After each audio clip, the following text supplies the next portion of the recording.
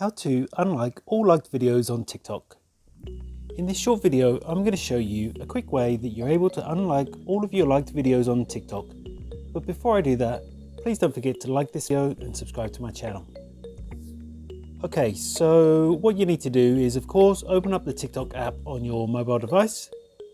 And then once you're here, as you know, you can like videos. So if I tap on the like button on this one, if I keep scrolling, I'm just going to like a few more videos. Like that.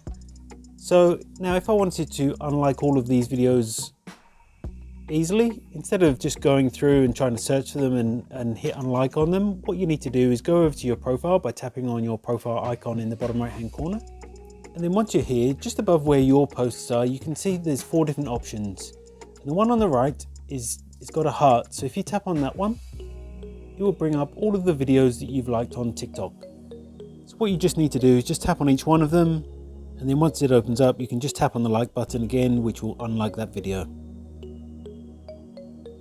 As you can see, that one's disappeared from this menu.